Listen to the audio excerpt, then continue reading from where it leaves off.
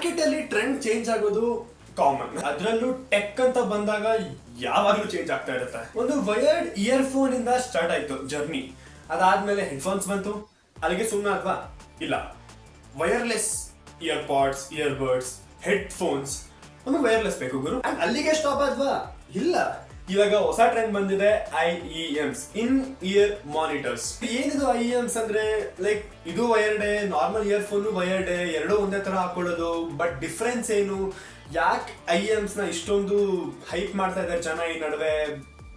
ಪ್ರತಿಯೊಂದು ನಾನು ಈ ವಿಡಿಯೋದಲ್ಲಿ ಎಕ್ಸ್ಪ್ಲೈನ್ ಮಾಡ್ತಾ ಹೋಗ್ತೀನಿ. ನನಗೂ ಇದ್ರ ಬಗ್ಗೆ ರಿಸರ್ಚ್ ಮಾಡೋವಾಗ ತುಂಬಾ ಏನಂತಾರೆ ಶಾಕಿಂಗ್ ತರ ಇತ್ತು. ಬಿಕಾಸ್ ಸ್ಪೆಕ್ಸ್ ಅಂತ ಬಂದಾಗ, ಡಿಫ್ರೆನ್ಸ್ ಅಂತ ಬಂದಾಗ, ಲೈಕ್ ವಯರ್ಡ್ ಇಯರ್ಫೋನ್ಗೂ ಮತ್ತೆ ವಯರ್ಡ್ IEMsಗೂ ನೆಕ್ಸ್ಟ್ ಲೆವೆಲ್ ಡಿಫರೆನ್ಸ್ ಇದೆ, being honest. And non purchase ಮಾಡಿರೋ ಆಡಿಯೋ ಕಾಲರ್ BR IM ಏನಿದೆ, ಇದ್ರ ಬಗ್ಗೆನೂ ಒಂದು small introduction, unboxing, tech, specs ಪ್ರತಿಯೊಂದು ಹೇಳ್ತಾ ಹೋಗ್ತೀನಿ. ಬಿಕಾಸ್ ಸುಮ್ಮನೆ ತರಿಸ್ಬಿಡ್ತೀನ. ಸೊ ವಿಡಿಯೋನ ಕೊನೆವರೆಗೂ ನೋಡಿ. ಅಂಡ್ ಗೊತ್ತಲ್ಲ, ಸಬ್ಸ್ಕ್ರೈಬ್ ಕೆಳಗಡೆ ಬರ್ತಾ ಇರುತ್ತೆ, ಸಬ್ಸ್ಕ್ರೈಬ್ ಮಾಡಿ, ಸಪೋರ್ಟ್ ಮಾಡಿ ಅಂತ ಹೇಳ್ತಾ ವಿಡಿಯೋ ಸ್ಟಾರ್ಟ್ ಮಾಡೋಣ. ಸೊ ಫಸ್ಟ್ ಕ್ವಶನ್, IEMs ಅಂದ್ರೆ ಏನು? ಇನ್ ಇಯರ್ ಮಾನಿಟರ್ಸ್ ಅಂದ್ರೆ ಏನು? ನೀವು ಬೇಸಿಕಲಿ ಲೈಕ್ ಸಿಂಪಲ್ ಲ್ಯಾಂಗ್ವೇಜ್ ಅಲ್ಲಿ ಎಕ್ಸ್ಪ್ಲೈನ್ ಮಾಡೋದಾದ್ರೆ, ಈ ಮ್ಯೂಸಿಕ್ ಪಬ್ಲಿಷರ್ಸ್ ಆಗಿರ್ಬೋದು, ಅಥವಾ ಮ್ಯೂಸಿಕ್ ಮೇಲೆ ಕೆಲಸ ಮಾಡೋರಾಗಿರ್ಬೋದು, ಅಥವಾ ಯಾರಿಗೆ ಈ ಮ್ಯೂಸಿಕ್, ಈ ಸೌಂಡ್ ತುಂಬಾ ಇಂಟ್ರೆಸ್ಟ್ ಇರುತ್ತಲ್ಲ, ಅಂತವ್ರನ್ನ IEMs ಟಾರ್ಗೆಟ್ ಮಾಡುತ್ತೆ. ನೀವು ಅಬ್ಸರ್ವ್ ಮಾಡಿದ್ರೆ, ಲೈಕ್ ನೀವು ಯಾವ್ದೋ ಒಂದು ಕಾನ್ಸರ್ಟ್ ಹೋಗಿದ್ದೀರಾ, ಅಥವಾ ಯಾವ್ದೋ ಒಂದು ಸಿಂಗರ್ ಸಾಂಗ್ ಆಡ್ತಿದ್ದಾರೆ ಅಂದ್ರೆ, ಅವ್ರ ಕಿವಿಲಿ ಒಂದು ದಪ್ಪದ ಡಿವೈಸ್ ಇರುತ್ತೆ, ಅದೇ IEM ಏನ್ ಕೆಲಸ ಮಾಡುತ್ತೆ? ನಿಮ್ಮ ಸಾಂಗ್ ಏನಿದೆ ಅದ್ರದ್ದು ಪ್ಲೇ ಬ್ಯಾಕ್ ನ ತುಂಬಾ ಕ್ರಿಸ್ಪ್ ಅಂಡ್ ಪ್ರಿಸೈಸ್ ಆಗಿ ನಿಮ್ ಕಿವಿ ಒಳಗಡೆ ಲ್ಯಾಂಡ್ ಮಾಡಿಸುತ್ತೆ. ಫಾರ್ ಎಕ್ಸಾಂಪಲ್, ನೀವೊಂದು ನಾರ್ಮಲ್ ಇಯರ್ಫೋನ್ ಅಲ್ಲಿ ಸಾಂಗ್ ಕೇಳ್ತಾ ಇದ್ದೀರಾ ಅಂದ್ರೆ, ಅದರದ್ದು ಬೇಸ್ ಆಗಿರ್ಬೋದು, ಟ್ರೆಬಲ್ ಆಗಿರ್ಬೋದು.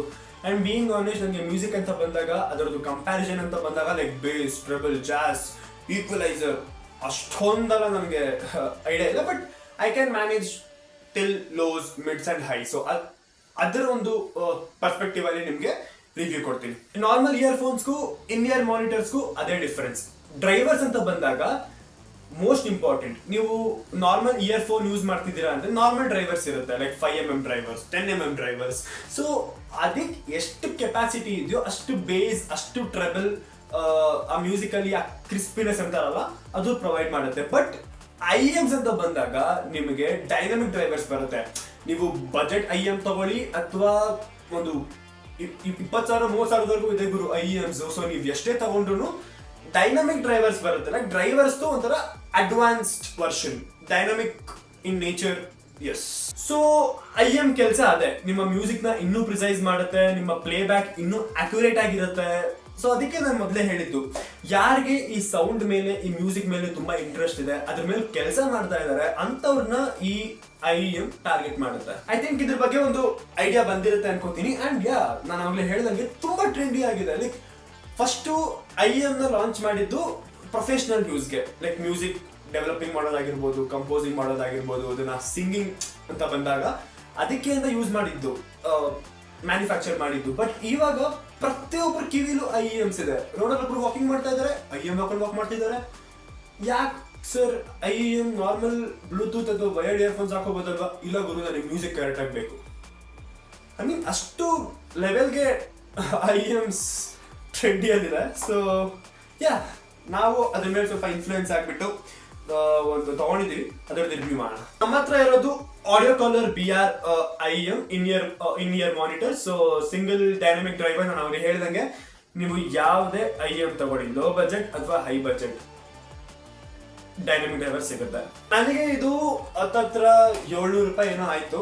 ಅಗೇನ್ 700 ರೂಪಾಯಿ ಒಂದು ವಯರ್ಡ್ ಇಯರ್ಫೋನ್ ಕೈಂಡ್ ಆಫ್ ಥಿಂಗ್ಗೆ ನಾನು ಇನ್ವೆಸ್ಟ್ ಮಾಡಿರೋದು for the first time. So unboxing ಮಾಡಿದ್ರೆ ನಿಮಗೆ ಫಸ್ಟ್ ಸಿಗೋದು ಈ ರಬ್ಬರ್ ಕುಷನ್ಸ್. ಅಂದ್ರೆ ನಿಮ್ಮ ಕಿವಿಲಿ ನಿಮ್ಗೆ ಯಾವ ತರ ಬೇಕೋ ಆ ತರ ಅಡ್ಜಸ್ಟ್ ಮಾಡ್ಕೊಳಕ್ಕೆ. ಅದಾದ್ಮೇಲೆ ಒಂದು packaging is good, audio caller good. ಒಂದು ಖಾಲಿ ಪ್ಲಾಸ್ಟಿಕ್ ಕವರ್ ಅಲ್ಲಿ ನಿಮ್ಗೆ IEM ಸಿಗುತ್ತೆ. ಅಂಡ್ ಫಸ್ಟ್ ಇಂಪ್ರೆಷನ್ ಅಂತ ಬಂದಾಗ, ಓ ಸಾಕಾಗಿದೆ. ಆ ಕರ್ವ್ ಇದೆಯಲ್ಲ, ನೀವು ನಾನು ಆಗ್ಲೇ ಹೇಳ್ದಂಗೆ ನೋಡಿ, ಇನ್ನು ಈಸಿಯಾಗಿ ತೋರಿಸ್ಬಿಡ್ತೀನಿ. So yes, this is called IEM.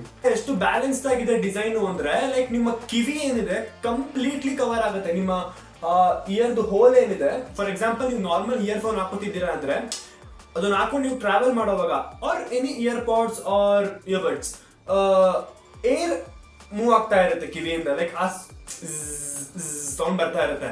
But literally ಇದ್ರದ್ದು ಫಿಟ್ಟಿಂಗ್ ಎಷ್ಟು ಅಕ್ಯುರೇಟ್ ಇದೆ ಅಂದ್ರೆ ನಿಮ್ಮ ಕಂಪ್ಲೀಟ್ ಇಯರ್ ಈ ಜಾಗ ಈ ಪೋರ್ಷನ್ ಏನಿದೆ ಕಂಪ್ಲೀಟ್ ಆಗಿ ಕವರ್ ಆಗುತ್ತೆ ಅಂಡ್ ಏರ್ ಒಳಗೂ ಹೋಗಲ್ಲ ಆಚೆನೂ ಹೋಗಲ್ಲ. ಅದಕ್ಕೆ ಮ್ಯೂಸಿಕ್ ತುಂಬಾ ಕ್ರಿಸ್ಪ್.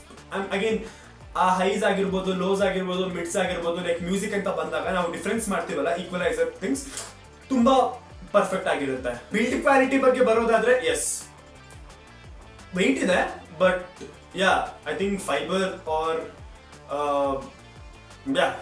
ಫೈಬರ್ ಯೂಸ್ ಮಾಡಿದ್ದಾರೆ.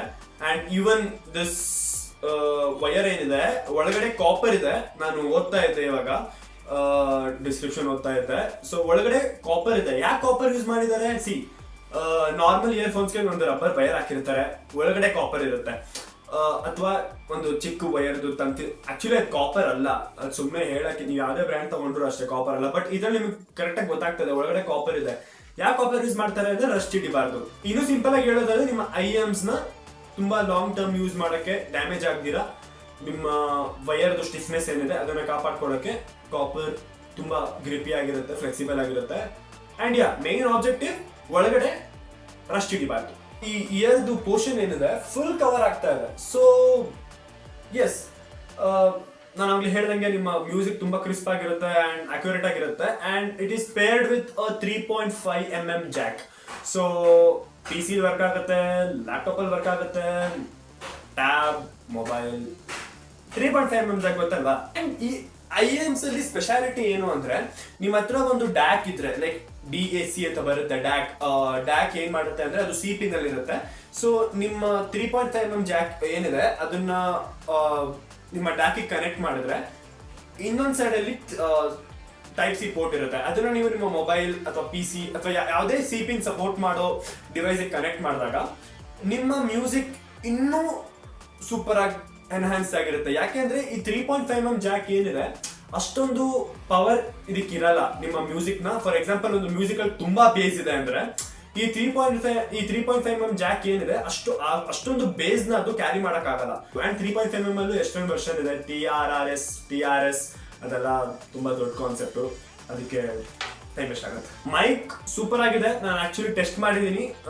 ಕಿವಿಲಿ ಹಾಕೊಂಡು ನಾನು ಬೇರೆಯವ್ರ ಜೊತೆ ಮಾತಾಡುವಾಗ ನನ್ನ ವಾಯ್ಸ್ ಅವ್ರಿಗೆ ತುಂಬಾ ಚೆನ್ನಾಗಿ ಕೇಳಿಸ್ತಾ ಇತ್ತು ಅಂಡ್ ಅವ್ರ ವಾಯ್ಸ್ ನನಗೆ IEMs ಇಂದ ತುಂಬಾ ಚೆನ್ನಾಗಿ ಕೇಳಿಸ್ತಾ ಇತ್ತು. ಇನ್ನೊಂದು ಅಬ್ಸರ್ವ್ ಮಾಡಿದ್ರೆ ಇಲ್ಲೊಂದು ಮೈಕ್ ಇದೆ ಅಂಡ್ ನಿಮ್ಮ IEMs ಅಲ್ಲೂ ಒಂದೊಂದು ಮೈಕ್ ಇದೆ. ಇಲ್ಲೊಂದು ಮೈಕ್ ಎಲ್ಲ ನೋಡಿದೆ ಕಿವಿ ಇಲ್ಲೊಂದು ಮೈಕ್ ಇದೆ ಅಂಡ್ ಈ ಕಡೆನೂ ಒಂದು ಮೈಕ್ ಇದೆ. ಸೊ ಯಾ 3 ಮೈಕ್ ಆಯ್ತು. ಇದಕ್ಕೆ ಬರೋದಾದ್ರೆ ಅಗೇನ್ ಒಂದು ಸಿಂಗಲ್ ಬಟನ್ ಇದೆ, ಪಾಸ್, ಪ್ಲೇ, ನೆಕ್ಸ್ಟ್ ಟ್ರ್ಯಾಕ್, ಅದಕ್ಕೆ ಯೂಸ್ ಆಗುತ್ತೆ. ಇವಾಗ ಒಂದು ಮ್ಯೂಸಿಕ್ ಎಕ್ಸ್ಪೀರಿಯನ್ಸ್ ಬರೋದಾದ್ರೆ ನಾನ್ ಇಲ್ಲಿವರೆಗೂ ಎಕ್ಸ್ಪೀರಿಯನ್ಸ್ ಮಾಡಿರೋದು ಫ್ರಮ್ ಪಾಸ್ಟ್ 4 days ನಾನು ಇದನ್ನ ಯೂಸ್ ಮಾಡ್ತಾ ಇದ್ದೀನಿ. ಸೊ ಈ IEMದು ಒಂದು ರೇಟಿಂಗ್ ಅಂತ ನಾನು ಕೊಟ್ರೆ ಈ ಕಡೆ ಟಾಪ್ ಅಲ್ಲ, ಈ ಕಡೆ ಲೋನು ಅಲ್ಲ, ಮಿಡಲ್ ಸ್ಟೇ ಆಗತ್ತೆ ಇದು. ಬಿಕಾಸ್ ಲೋಸ್ ಅಂತ ಬಂದಾಗ ನಾನು ಆಗ್ಲೇ ಸ್ಟಾರ್ಟಿಂಗ್ ಹೇಳಿದೆ ನನಗೆ equaliser full in depth sound ಅಥವಾ ಮ್ಯೂಸಿಕ್ ಬಗ್ಗೆ ನಾಲೆಜ್ ಇಲ್ಲ. ನನಗೆ ಗೊತ್ತಿರೋದು ಹೈಸ್, ಮಿಡ್ಸ್ ಅಂಡ್ ಲೋಸ್. ಸೊ ಅದ್ರ ಪ್ರಕಾರ ನಾನು ಇದನ್ನ ರಿವ್ಯೂ ಮಾಡ್ತೀನಿ ಅಂತ ಹೇಳಿದ್ದೆ. ಲೋಸ್ ಅಂತ ಬಂದಾಗ ಎಸ್ ತುಂಬಾ ಚೆನ್ನಾಗಿದೆ. ಲೋಸ್ ಅಲ್ಲಿ ಅಷ್ಟೊಂದು ಪ್ರೆಷರ್ ಇರಲ್ಲ ಮ್ಯೂಸಿಕ್ ಮೇಲೆ ಅಂಡ್ IEMs ಕೂಡ ತುಂಬಾ ಕ್ಲೀನ್ ಆಗಿ ಅದನ್ನ ಕ್ಯಾಪ್ಚರ್ ಮಾಡ್ಕೊಡುತ್ತೆ.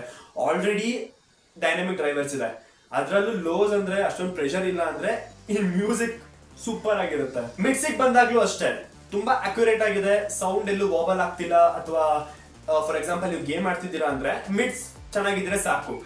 ಲೆಫ್ಟ್ ಫುಟ್ ಆಗಿರ್ಬೋದು, ರೈಟ್ ಫುಟ್ ಆಗಿರ್ಬೋದು, ಅಥವಾ ಗನ್ ಎಲ್ಲಿಂದ ಶೂಟ್. ನಾನು ಕಾಲ್ ಆಫ್ ಡ್ಯೂಟಿ ವಾರ್ಝೋನ್ ಆಡ್ದೆ ಇದರಲ್ಲಿ ನನ್ನ PC-ಯಲ್ಲಿ ಕನೆಕ್ಟ್ ಮಾಡ್ಕೊಂಡು. ಎಲ್ಲಿ ಎನಿಮೀಸ್ ಬರ್ತಾ ಇದಾರೆ ಅಥವಾ ಎಲ್ಲಿ ಬುಲೆಟ್ ಟ್ರಿಗರ್ ಆಗ್ತಾ ಇದೆ ಪ್ರತಿಯೊಂದು ಕ್ಲೀನ್ ಆಗಿ ಕೇಳಿಸುತ್ತೆ. ಎಲ್ಲೂ ನಿಮ್ಗೆ ಇನ್ಪುಟ್ ಲ್ಯಾಗ್ ಆಗಿರ್ಬೋದು ಅಥವಾ ಆ ಒಂದು ಡಿಸ್ಟರ್ಬೆನ್ಸ್ ಆಗಿರ್ಬೋದು ಅನ್ಸಲ್ಲ. ಮಿಡ್ಸ್ ತುಂಬಾ ಚೆನ್ನಾಗಿದೆ. ಇವಾಗ ಹೈಸಿಗೆ ಬರೋದಾದ್ರೆ ಎಸ್ ಇದು ಸ್ವಲ್ಪ ಮಿಕ್ಸ್ಡ್ ಒಪಿನಿಯನ್ ಅಂತ ಹೇಳ್ತೀನಿ ನಾನು. ಯಾಕೆಂದ್ರೆ ಎಸ್ ಇದು ನಾನೇ ತಗೊಂಡಿರೋದು, ನನ್ನ ಕಾಸಲ್ಲೇ ತಗೊಂಡಿರೋದು. ಆದ್ರೂ ರಿವ್ಯೂ ಅಂತ ಬಂದಾಗ ಹಾನೆಸ್ಟ್ ಆಗಿ ಹೇಳ್ಬೇಕು, ಇದಕ್ಕಿಂತ ಚೀಪ್ ಆಗಿರೋ IEMs ಮಾರ್ಕೆಟ್ ಅಲ್ಲಿ ಇದೆ. 200 rupees 300 rupees ಸಿಗುತ್ತೆ. ಬಟ್ ಅದರಲ್ಲಿ ಹೈಸ್, ಲೋಸ್ ಅಂಡ್ ಮಿಡ್ಸ್ ಯಾವುದು ಚೆನ್ನಾಗಿರಲ್ಲ, ತುಂಬಾ ಕೆಟ್ಟದಾಗಿರುತ್ತೆ.